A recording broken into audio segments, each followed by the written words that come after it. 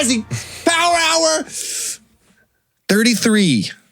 See, but you didn't scream directly into the mic. I respect. And you turned away. I respect my microphone. You also haven't burped yet. Yeah, that's true. I got. And I cannot hear you breathe, which is another I problem. won't be able to get into it. I got a bubbly just for the carbonation.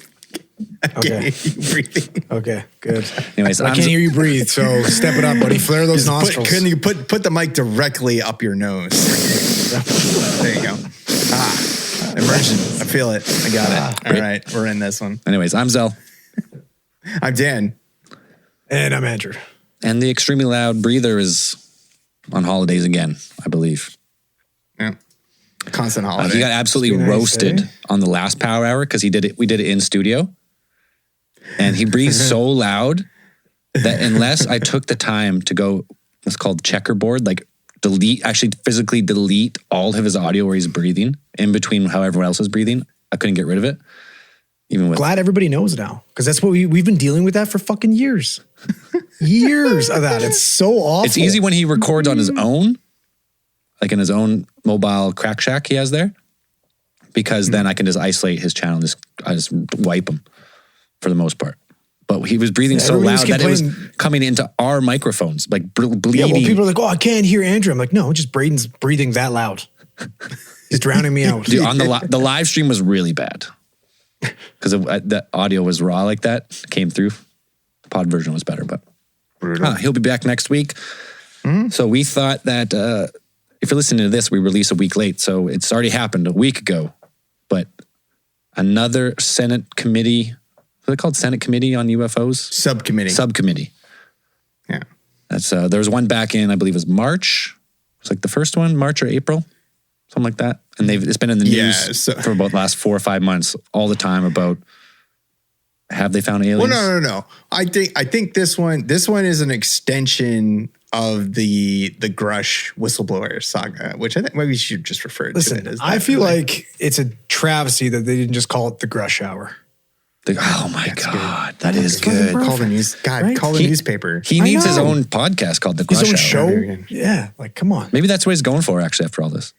Well, he keeps referring everybody to his News Nation interview, so I don't know. Like maybe he's gonna get a. He refers everybody to his News Nation interview, but then he won't elaborate on any of the content of it. Well, yeah, because he wants everybody to get it. What is News Nation on Hulu? Like he's working for Hulu. So yeah. Anyway, I don't think we have Hulu. Do we? Is there Hulu in Canada? I think you can get Hulu. Yeah. I've never used it, but I've seen it on the screen at least as an option. Anyways, so yeah, the whole thing is centered around pretty much David Grush and some other ones in this one, but David Grush he's the centerpiece of this whole, I guess, whistleblower movement on UAPs. Yeah, so they invited him. They invited him in as a witness to testify about UAPs to is it part of the Committee of House Oversight and Accountability, and he testified in front of the subcommittee of that committee, House Oversight and Accountability Subcommittee on National Security, the Border, and Foreign Affairs, in which the title of this whole committee or this meeting was the Unidentified Anomalous Phenomenon, since that's now the government mandated terminology for UFOs is now UAPs, implications on national security, public safety, and government transparency. So yeah, if people aren't in the know, like the big push for Congress in the last couple of months has been oversight, and government transparency has been one of those pushes as well, which is good for us UFO people, because we're pretty sure that the government might have some things that we want to see. And Grush has made claims, as per his News Nation interview on the Hulu, and then and a couple of other news outlets. Like he's done a couple of interviews going on with claims. A lot of them sound pretty far-fetched, but they do sound tantalizingly like. Well, David Gretsch too. Like we talked about it before, but he's actually an abductee experiencer. That's like way back. He's claiming he was abducted in 2015. He wrote that book. So he's a lifelong. He's dedicated to the cause. Like he's part of it.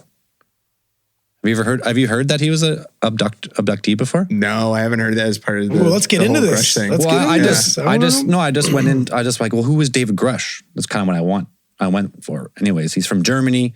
He is diagnosed autism. He has claimed the ability to communicate with aliens. Oh, he didn't bring that up during the subcommittee. No, this is before the whole like post New York Times 2017 ATIP revelation. This is his at what part of the spectrum does it give you the ability to talk to fucking aliens? That's what I want to know.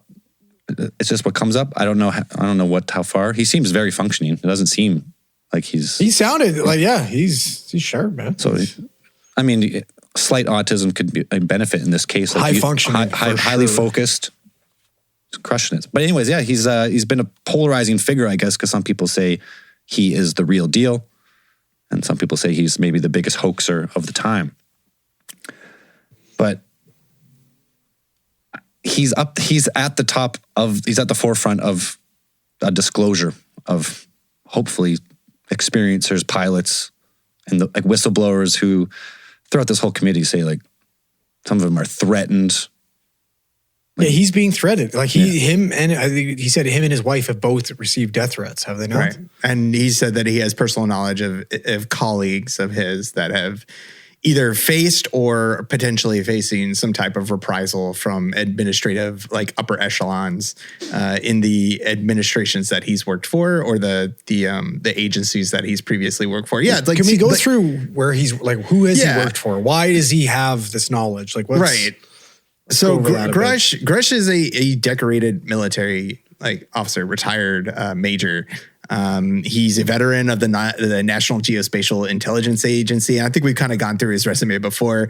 He's also worked for the National Reconnaissance Office and like some of his jobs. And he goes into some description of like some of the stuff that he worked with.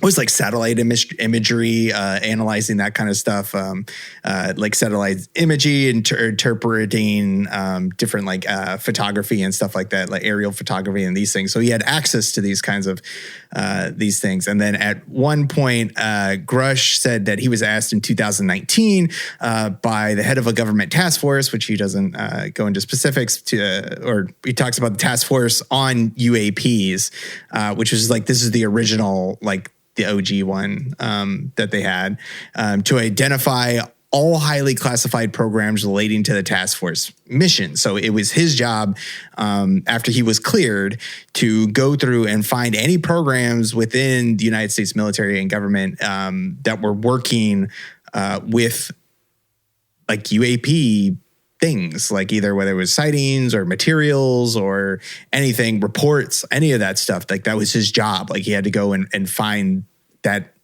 those documents or photos or files, like any of that stuff and any of the people that he was going to go in and talk to. And so for over a period of 4 years, at least he listed out, he didn't list out the people, but he did not super specific on names, but he does talk that he had talked to at least 40 people, like witnesses that may have had or reported to have had interactions with UAPs, or in his interview, he talks about non-biologics stuff, non-human biologics.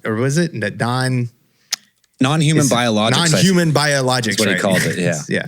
And the reason he says that, which makes sense, is it says that like it doesn't exclude being from here or interdimensional. Yeah. It's just not like they're for space aliens from a different planet. They might be either part of this planet, maybe, or interdimensional. He actually claims in the hearing, he actually claims like a holographic phenomenon where these higher dimensional beings are projecting themselves down onto the realm. Right. Well, he said he's worked within that theoretical framework. I think was he was like specifically talking about. He's like that's something that they work with. He doesn't know if that's not true, but he says that that they have worked with that framework of being like perhaps theorizing that these are interdimensional beings and that could be a possibility.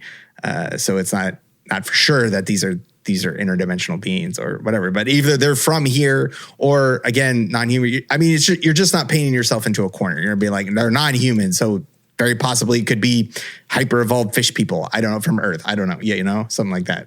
Like it could be anything. Yeah. We're talking Hollow Earth people, all that. He's not. He doesn't say that. People, time traveling apes from the future. He doesn't specifically say that, but he uses this term in order to incorporate the possibility that these whatever are from here. But saying basically they're not human. Not human. But they're biological. Recognizably human, I suppose. Yeah.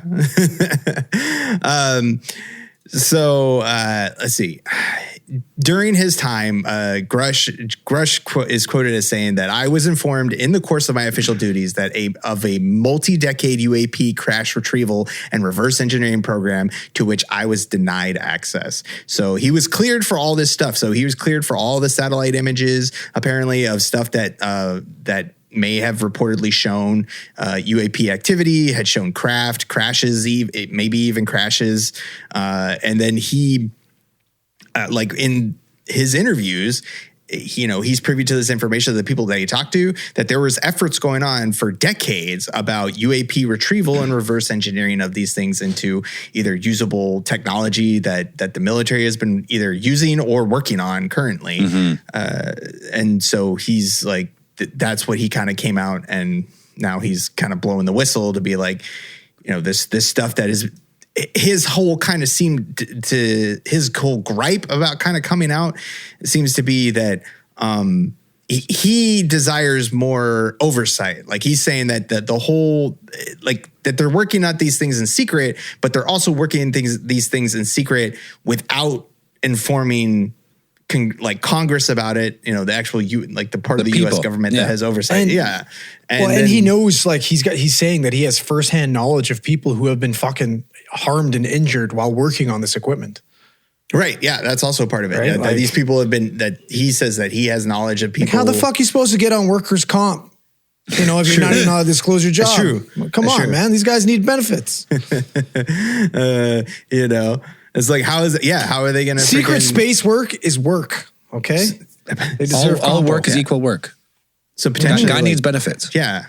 So they have like OSHA inspectors come in and being like, you think be like, hey, you got to follow WMIS, man. Yeah, you got to follow the code, follow the safety. It's like, this thing's kind of glowing, kind of weird, getting off these weird, it's unzipping the will of reality. Just touch it. It's like, wear a hard hat. Make sure you have a hard hat on and a face shield. Make sure a face shield, gloves, a respirator, and then just touch it. The first aid attendant shows up for Dave, and Dave's just a pile of ash in the corner. What happened to Dave? It's just his hard hat's left. Well, he's wearing his hard hat. Nothing we can do. Oxygen in a blanket. Call 911. So recently Grush came out, and it was kind of like, I guess it's like an all-star panel, but it's like the three of them. It was like Grush, and it was Lieutenant Graves, who's also one of the prime witnesses that we've had come forward, he's an F-18 pilot. He came out and he talked about the training, some of the training ranges sightings that you've heard. If you're in the UFO stuff, you've been hearing about. Are you allowed to be high up in the military if you don't have a cool last name? No. I feel like that's like Grush, Fravor, Graves, fuck, Mace. That'd be badass.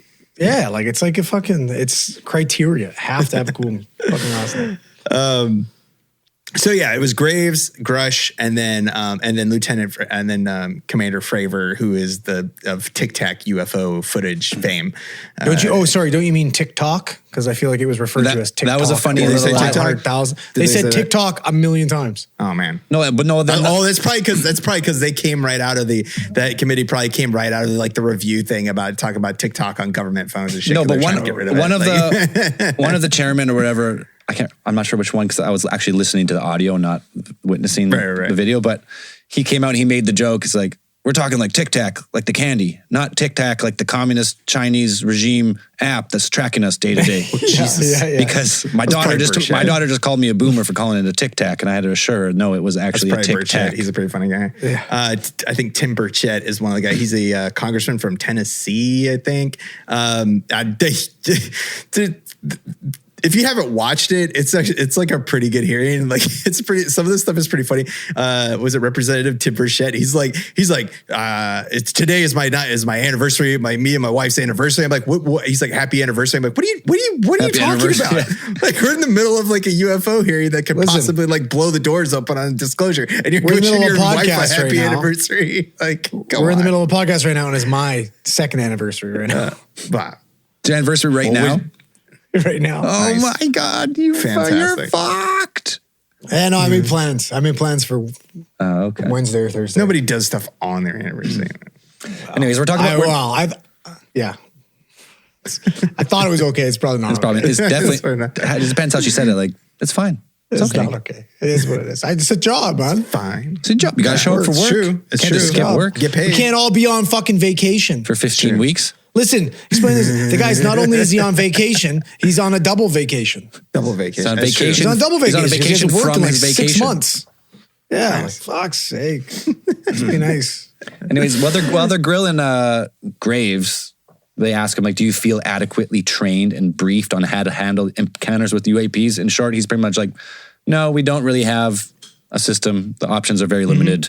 How are you going to be trained on against technology you've never seen?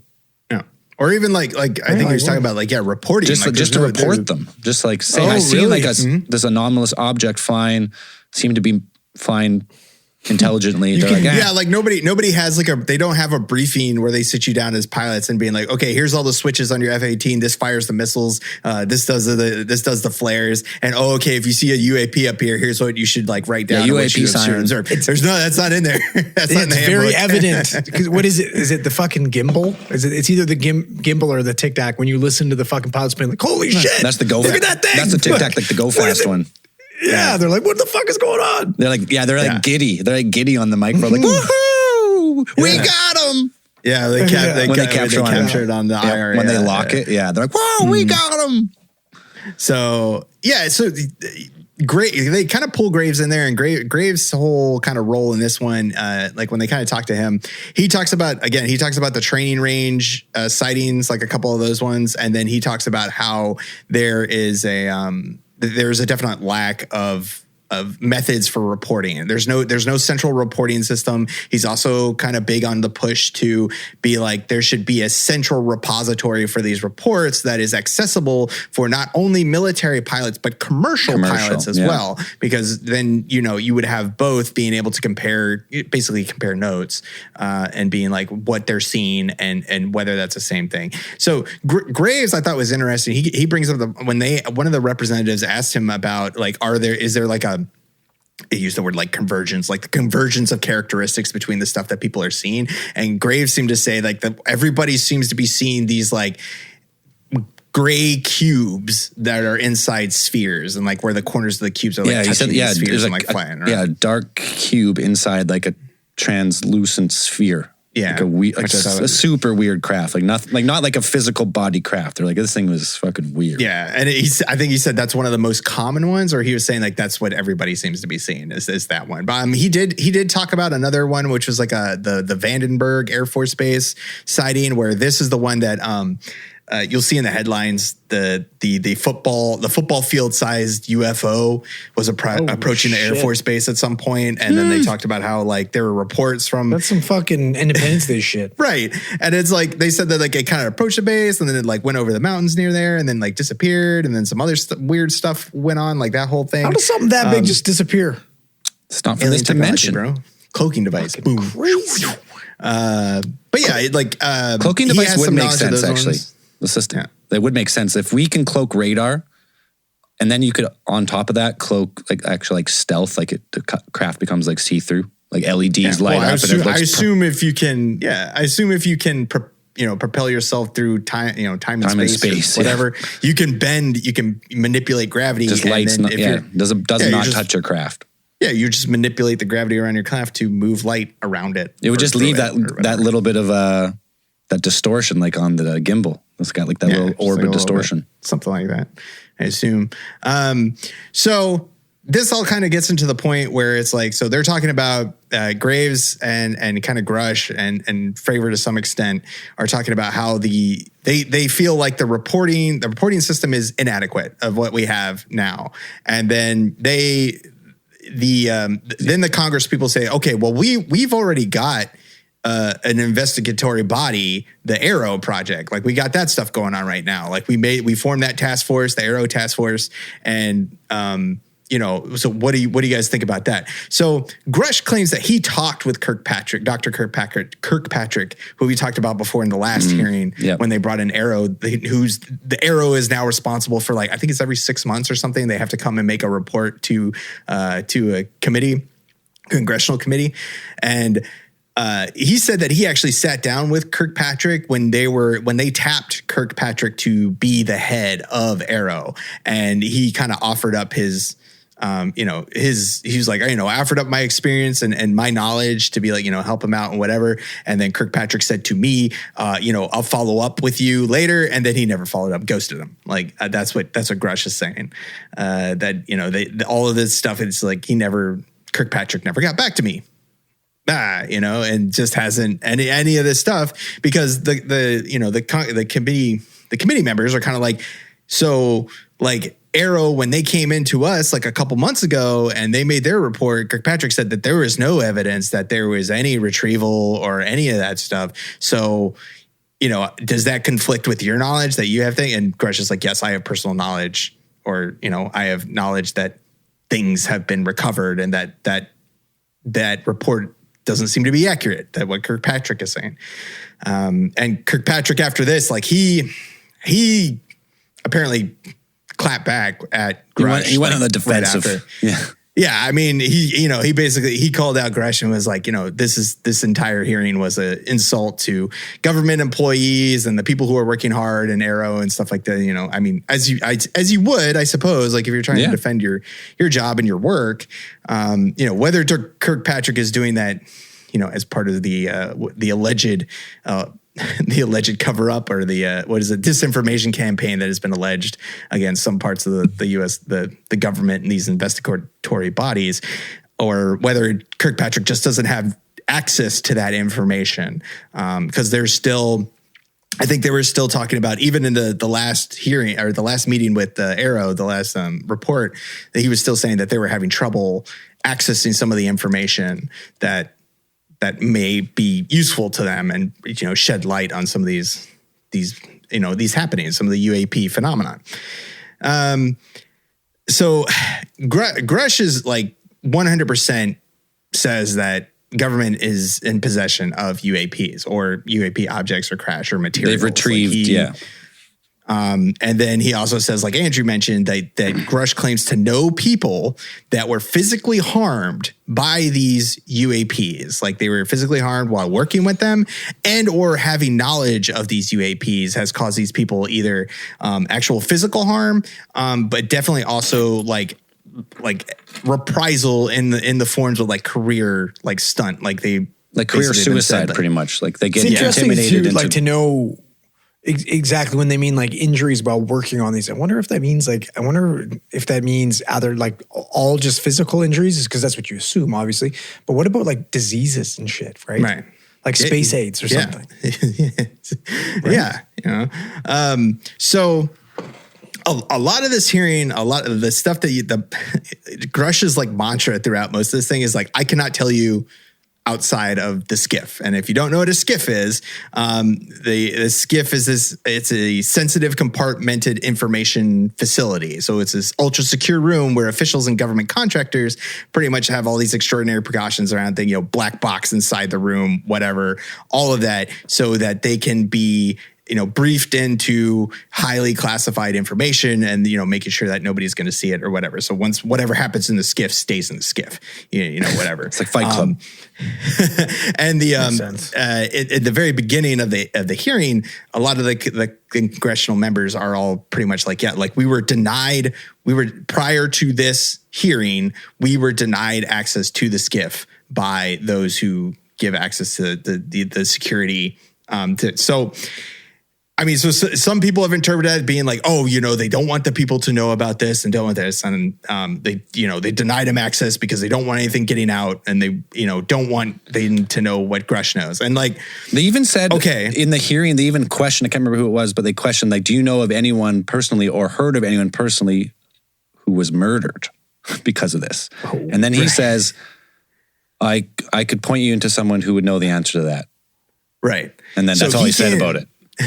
That's someone, Tom DeLonge. Tom DeLonge. Tom DeLonge at his, was that just the internet meme, or was that a real thing in his concert when he screamed to the crowd, I was right about the aliens all along.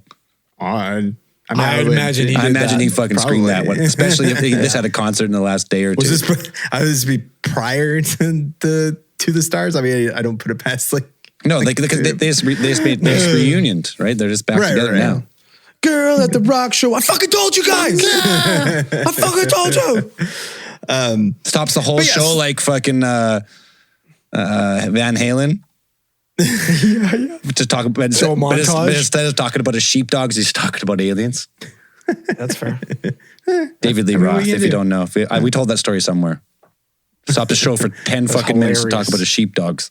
But at least 10 minutes. Loved his dogs. His dogs loved him. It was like a montage of him cuddling his dogs. That's what you go to the live shows for, man. Like, and that was the last live show of that tour. And then they broke up immediately after that. Yeah. Again. Yeah. Anyways.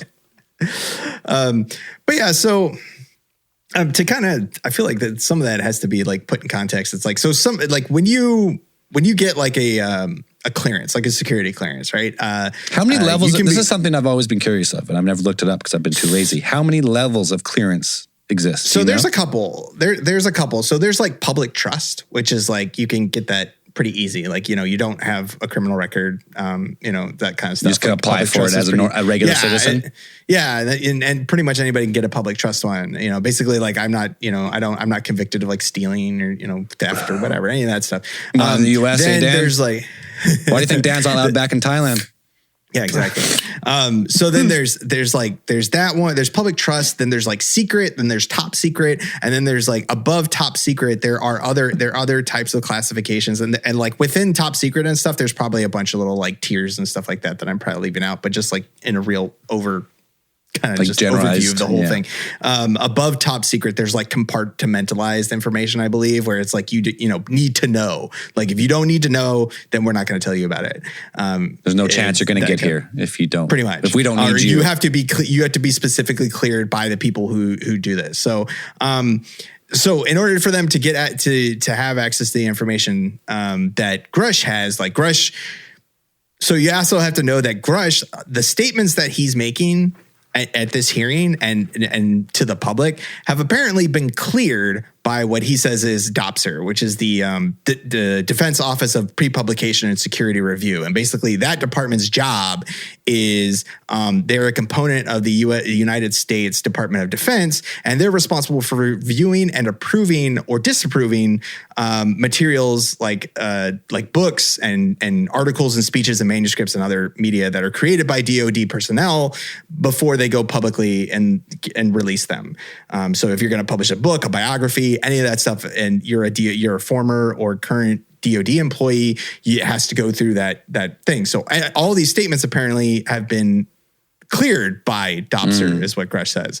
And so, but the stuff that he keeps saying, like, I can't tell you this outside of the skiff, or I can tell this with behind closed doors.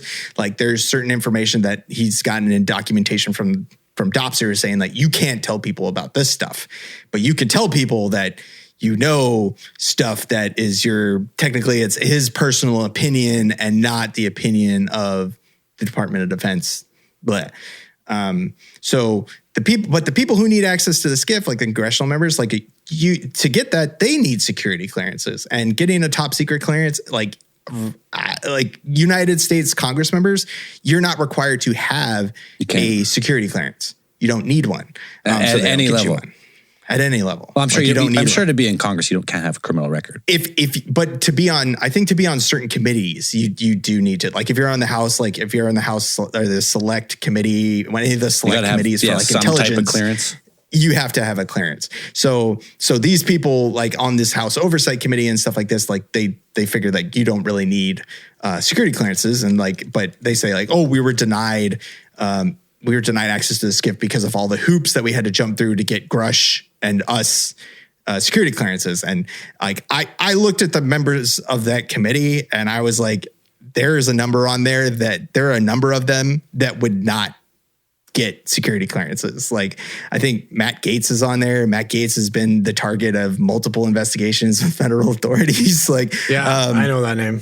Then Paul Gozer's on that committee as well. And Paul Gozer has connections, apparently like pretty solid connections to Proud Boys and these things. And even some of these, I mean, these are congressional members. So it's like, if to get that kind of clearance, like they need to go way back in your thing. Like they have to like contact like everybody you've ever met or everybody you've ever worked for. They need to go through your like bank records. They need to see if you have any debt. They need to see if you have any like misdemeanors, any of that stuff. Like they go all the way through there. So I'm like, there's no way you were getting, they knew about this stuff for weeks, but it takes months. It takes months to get a security, to get these kind of clearance that they're talking about. So why they got, they tried to make it a point that they're like, oh, we were denied access to a SCIF. Like, no, dude, couldn't get security clearances, and that takes forever. And especially right now, apparently the people who do the security clearances, they're really backed up, like months and months, like 6 months. Like probably on purpose.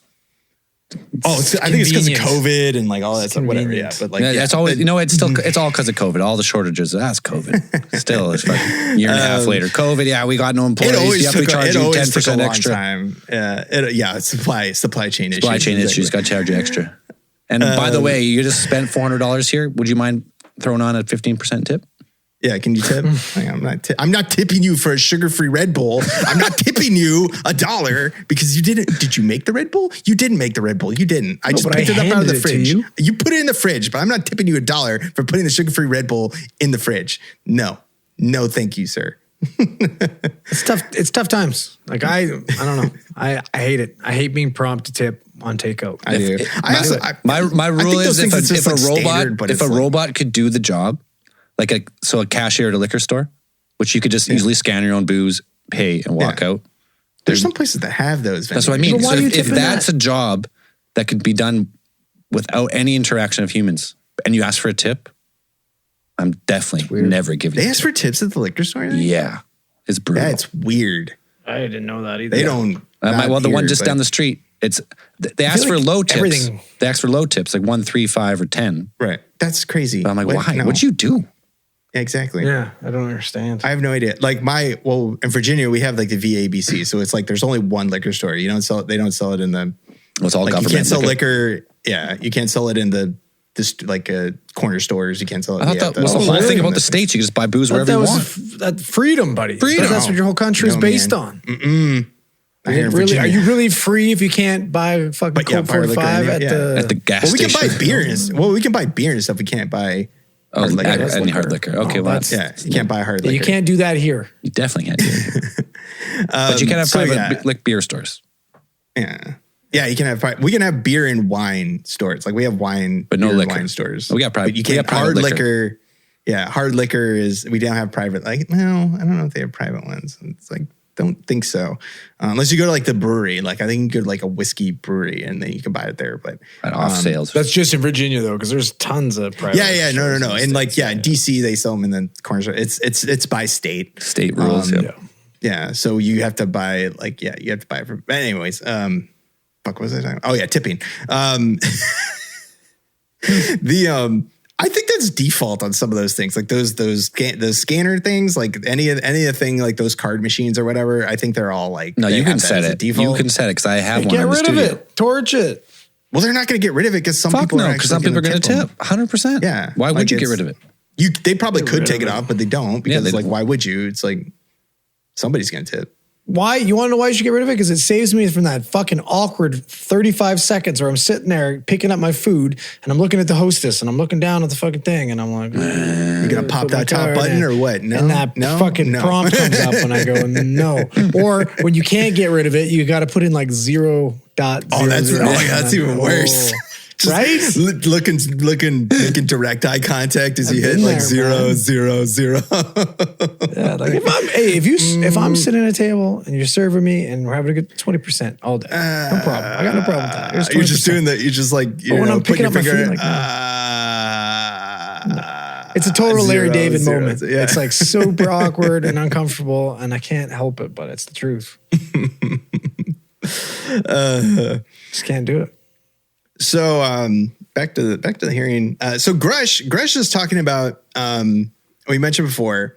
His whole big thing is that he has been, or he feels that, or well, he also says he has personal knowledge. He claims that he has personal knowledge of reprisal being set against him from the upper like we said before, the upper administrative levels of the agencies that he's worked for. That they were that when he was coming out as a whistleblower, like one of his biggest concerns was that they were funding these projects, or he was collecting evidence that they were funding these projects by misappropriation of funds. Not that these things were being funded by like black funds, but basically that one of the congressmen asked him like specifically about that. Like, so I think it was Mouskowitz that said like, so are they funding it with like money that they're making for somewhere, selling cocaine or something like that? And then he's, or is it's money that's set aside in the budget for a certain project and then funneled to another project? And that's what, and Grush said, yes, that's what's going on, is that the money that is supposed to be appointed for a certain project is getting funneled off, majority of it or some of it at least. Private contractors, that's blah, blah, blah. Yeah. That's progress though. Like, And that's exactly why. That's better. I did this at the start of the episode, and because I thought for sure you guys would say more about it. I said that smear campaign about David Grush.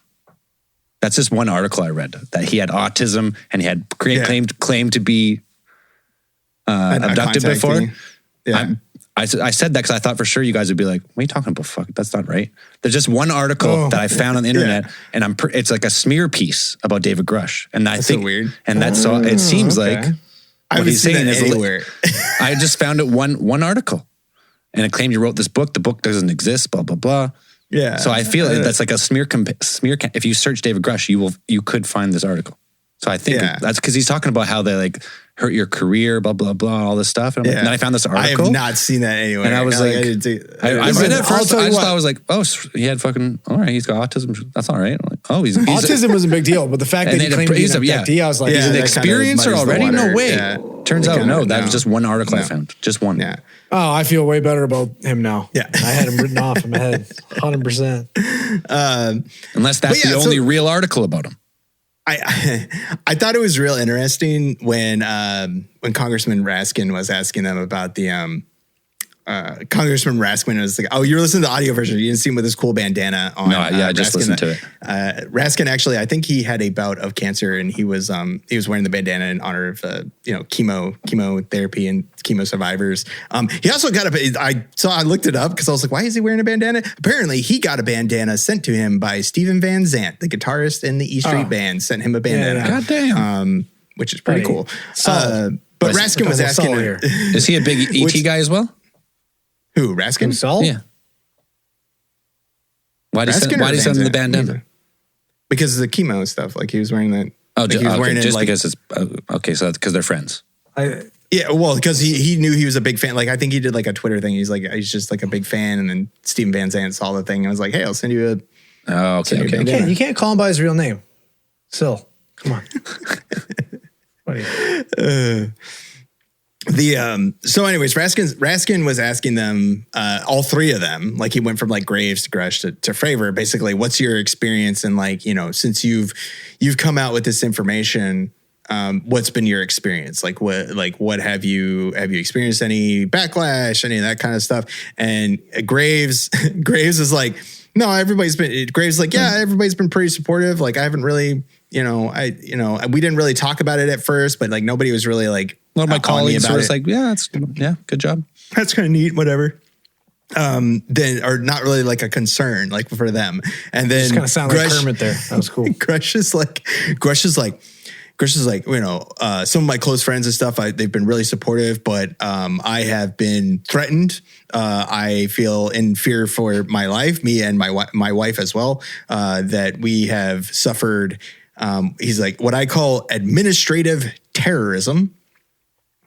Which I was like, that's a word I've never heard before, but that's neat. I'm Administrative terrorism. I feel like I've been personally attacked because I just found out that this motherfucker is the exact same age as me.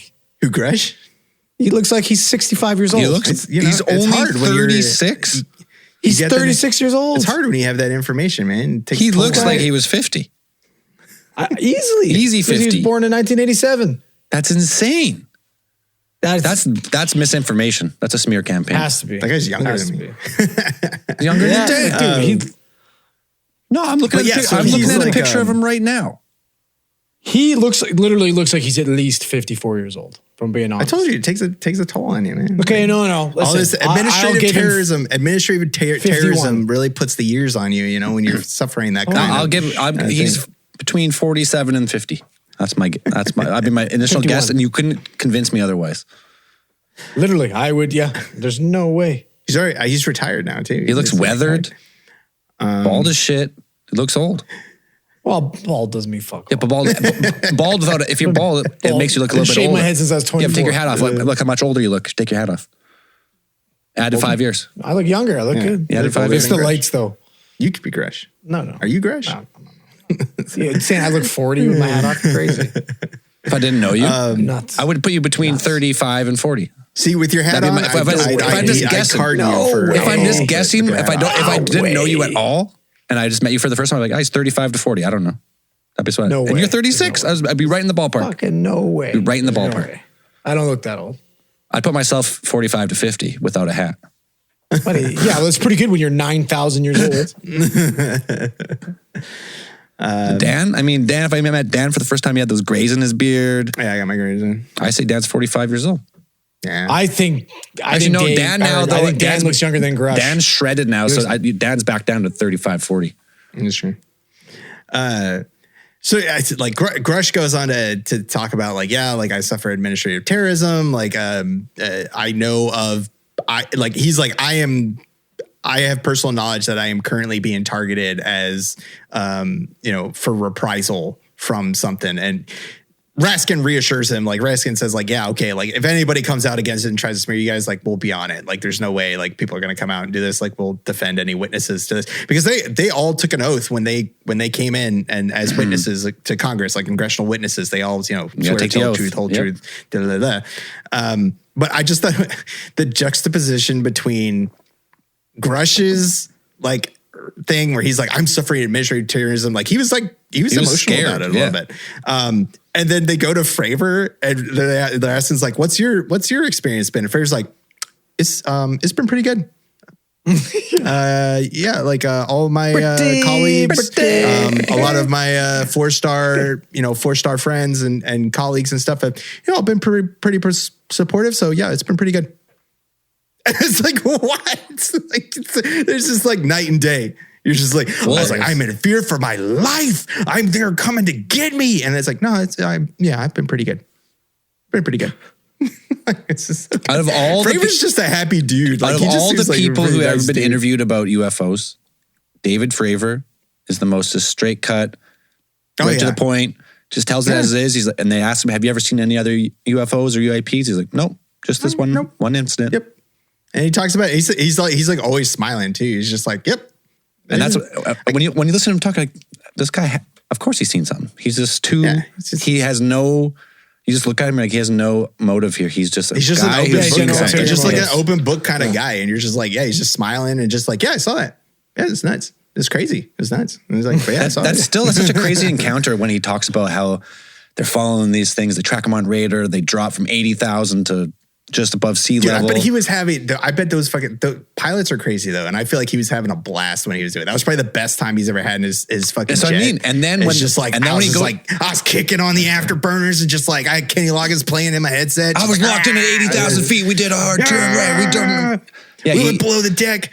Even when he Ghost talks about it, Riders. he's using lingo like I can't remember what he said. We did like a nosedive at 180 degrees right towards it, and all of a sudden it was back up at 80,000 feet, and then I get a transmission on the radio saying it's at your cap point 60 miles away. You can do the math. Kick on the afterburners, baby. He had like almost like comedic timing too when he said it. He's like, yeah, he's a funny guy. 60,000 that story 60,000 or 60,000 or 60 miles away in under a minute. Just pauses. You do the math. It's fast, all right? Real fast. Yeah.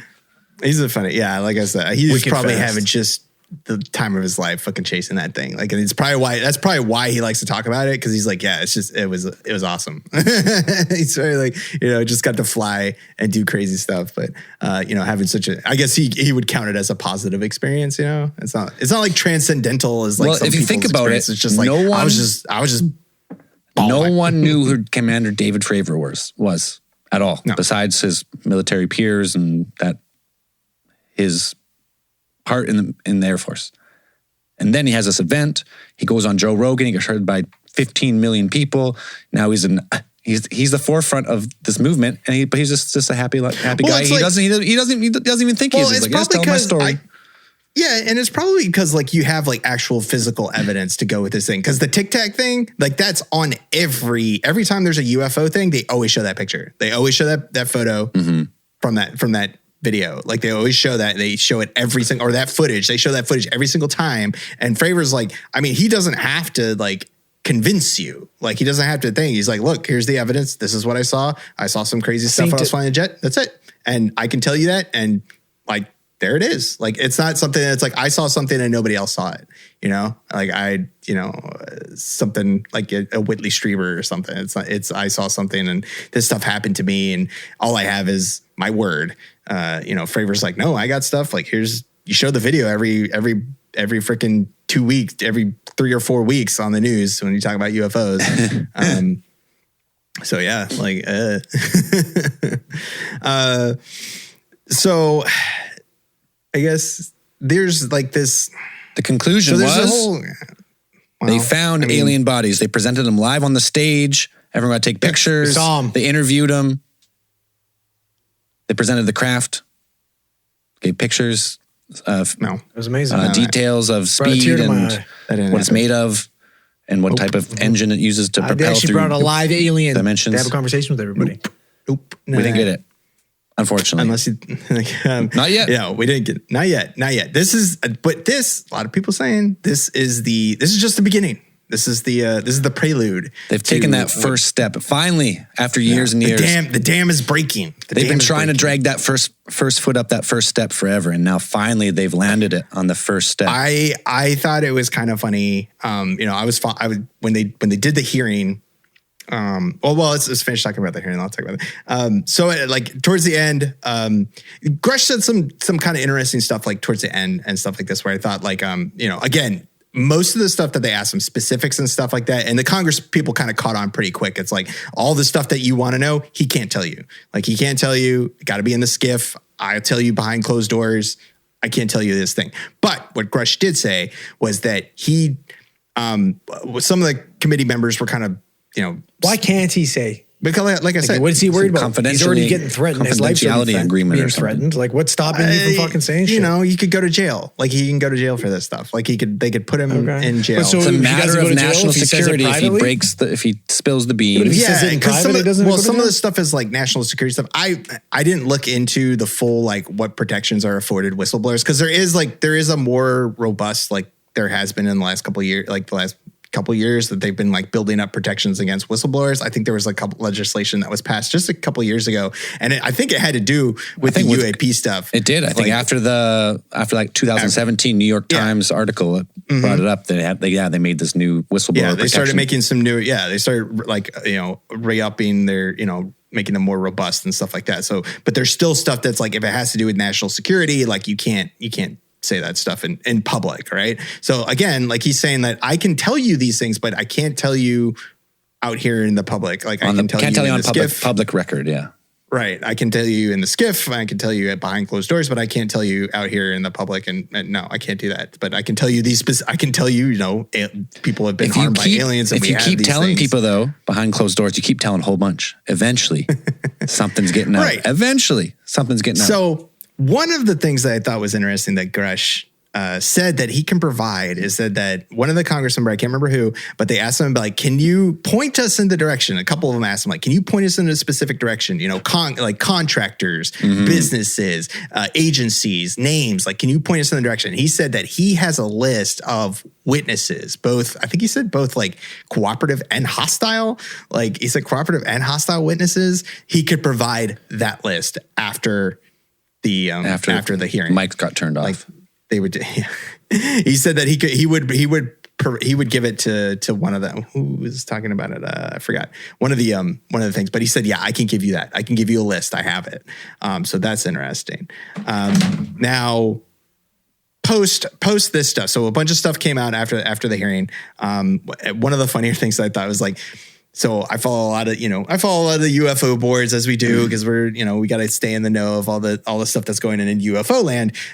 There's a lot of people who are big mad that they had to go into work Friday because everybody was saying that the government had 100% confirmed that there were aliens and nobody seemed to give a shit. Like everybody's like, why does nobody care? Why is like the world not changing completely on it, flipped over on its axis because the axis that the government just confirmed they're aliens. And like, I mean, most of the consensus is like, no, they haven't confirmed that they're aliens. Again, these things that Grush is saying, these are stuff that he's pulled from interviews. Right. He's seen and pictures that he's seen and interpreted to be like, these are UAPs, like these are whatever. But that kind of the more stuff about, friends being hurt by, like he's saying that this is it's all secondhand knowledge. It's all stuff that I've heard in interviews with people who he considers credible. And so like no way has the US government officially been like, yes, there are aliens and we are in possession of alien technology. So it's like, but it's just a lot of people who are being like, this is it. Like, I don't know what they were expecting to happen. Like, I guess they were expecting like the collapse of like society as we know it over the weekend. Like, I'm not sure what people were expecting. I can't wait not to go to work. Yeah, like I don't have to go to work. Hey, we got called in and said, "Fuck you, boss." I can't wait for society to collapse. So there's no food at the grocery stores. Check. Fuck you. No food at the grocery stores. An absolute. Well, they're going to pay you in those little pills, like Ricky Morty, right? Yeah. That's, I'm like, give you a job, give you a purpose. Regardless of what happens. Yeah. Regardless of what happens, it's like, dude, the Jerry's of the world will love it. They've been looking for jobs for years and then they just get a great job is handed over to them. That's perfect. It's just, it was just really goofy that there were a lot of people that were like, this is the thing. This is it. This is everything that's happening. And, and they're saying that nobody cares and it's not in the mainstream media. No, it was everywhere. Like it was on CNN, it was on AP, it was on Reuters, it was everywhere. It's not, nobody was covering up this hearing. Like nobody was, and most of them are probably waiting to get commentary from some other experts or whatever, like is what they were waiting for. And they published a whole bunch of articles. And so, so there's still stuff happening like within the days that followed that. So now you have like, I think Senator Kristen Gillibrand, she is on the committee that Arrow reports to. And she was talking about how she wants I think she went on record saying that she wants to see like Russia's witness list. Like she wants to get to the bottom of this stuff. So again, like it seems like wheels are turning. Like, so stuff is kind of going or accelerating or something like that. It all sounds pretty cool. Like you're like, yeah. Like all about this. I think the subcommittee, like they had like a little wrap up that they put out after that and go to their website and thing and basically saying that, it seems to be that the U.S. military and these contractors are functioning with very little to no oversight. That they're like, again, the misappropriation of funds was a big concern. That we don't know who these people are, like how this stuff's getting classified, how this stuff's getting filed. We don't know. Nobody knows because no one talks. No one talks. No one like no one's on the same page when it comes to UAP. Right. Which makes me think that. Because he always says like it's national security. Because we know we've had tons of secret projects in the past where the public doesn't know for years. Right. Like it's speculated. It's like B-2 bomber, Nobody knew about We've seen this craft. It's all black. It's shaped like fucking alien shit, man. I couldn't believe it. Just like and no they're like, tail, no nothing. Sure enough, they like, actually, we have a spy plane that can fly at 8,000 feet pretty much in space and take pictures of Russia. Supersonic Mach Soviets 7, from whatever. above. Blackbird, yeah. And there's like 20 years after it was there. So then you go with, it's a hypothetical. Bob Lazar says that they excavated alien craft, right? He says that in the 90s or whatever. He does. That's when he says he found out. He worked at the site. So it took him, let's say it took him 20 years, 10, 15, 20 years to reverse engineer this technology that they found. Now it's flying around the sky.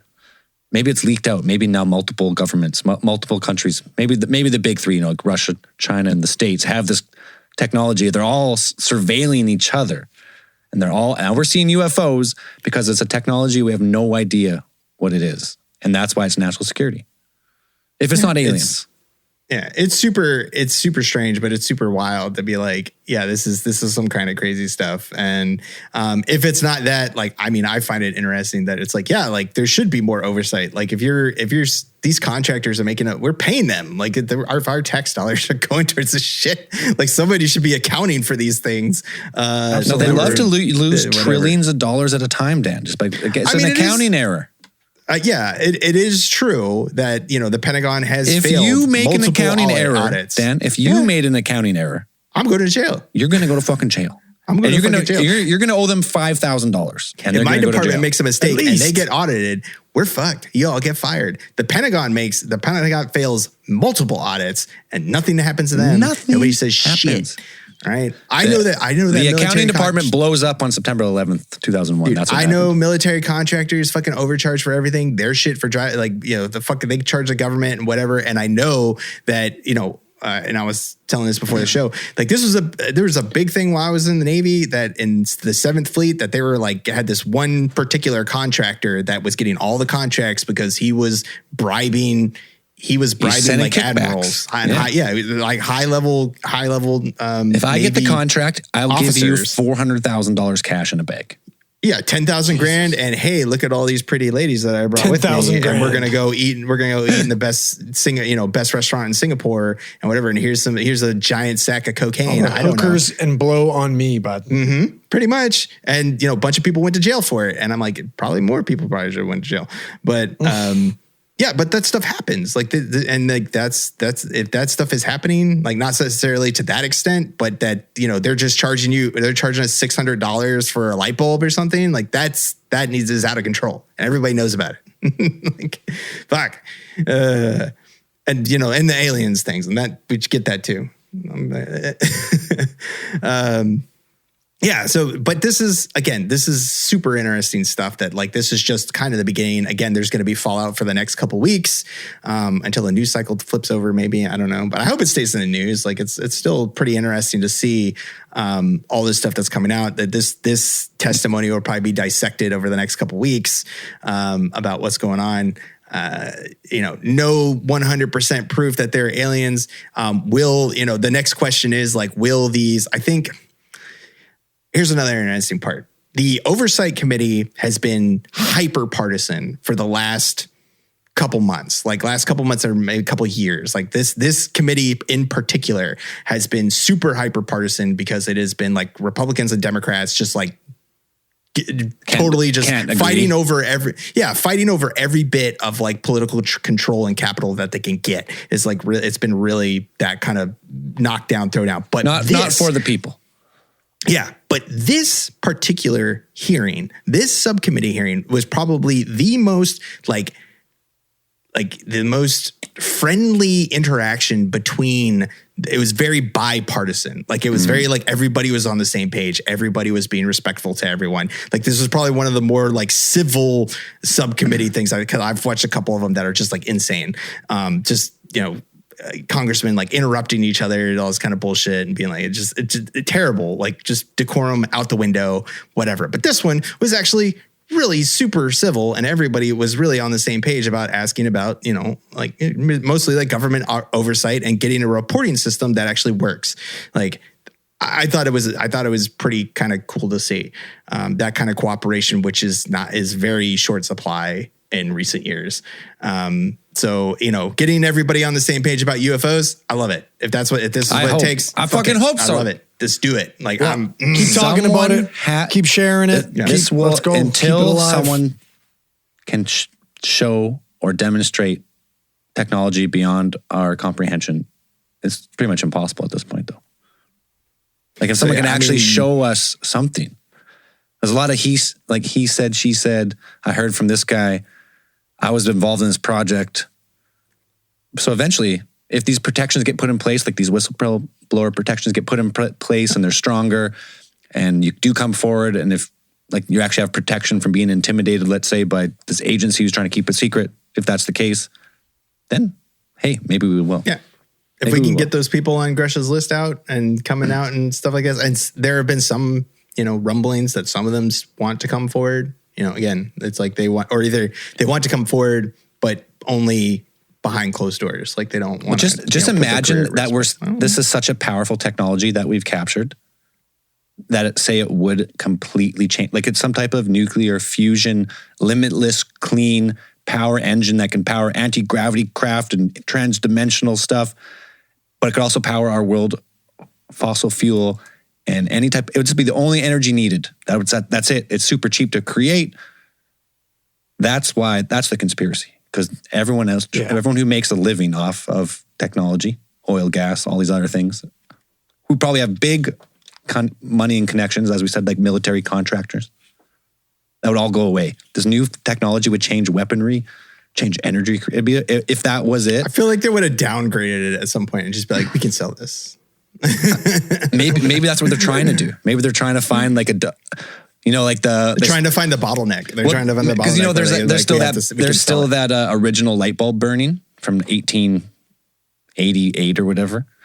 And then they all got together, all the companies. I can't remember the exact companies at the time, like General Electric and all the other ones at the time. Yeah. We have to use a material that degrades, so you have to replace your bulb. And right now they're like, okay, we have this fusion power, this 0 point limitless energy, but after 10,000 hours, you got to put in a new core. It's going to cost $25,000. Let's do that. That sounds better. What do you do with the core that's actually still alive if you knew how to fix it? I don't know. We just fucking put it in the ocean. Yeah. Bury it. I don't know. Put some concrete around it. Fucking Atlantic current's going to collapse anyway, so who cares? Well, that's how we create Godzilla. It's not worth it. Yeah, dump it in, create Godzilla. There you go. I'm cool with that too. Anyways, it's pretty cool. So, platform like Godzilla movies. We're recording this. It's probably going to be about a week late since the hearing when you're listening to this. So maybe in that week, something big has happened. And if so, put a disclaimer at the start of the episode. If not, we'll wait. We'll wait till someone shows us the craft or the alien or the bodies. I want to see the bodies. What are bodies? Cool. All right. Well, next week we'll be back. Regular case file. Hopefully, unless Braden decides to take off somewhere else. Triple vacation. Extended vacay. Vacation squared. No, I would do the same thing if I was in his boots. If you had the opportunity to take, 14 weeks? Hang out with a fucking new kid. Have some bonding time. Do some relaxing, some traveling. Why not? Anyways, he'll be back next week. Anything else? No. Oh, yeah. All right. As we always say, keep those eyes on the skies. Peace.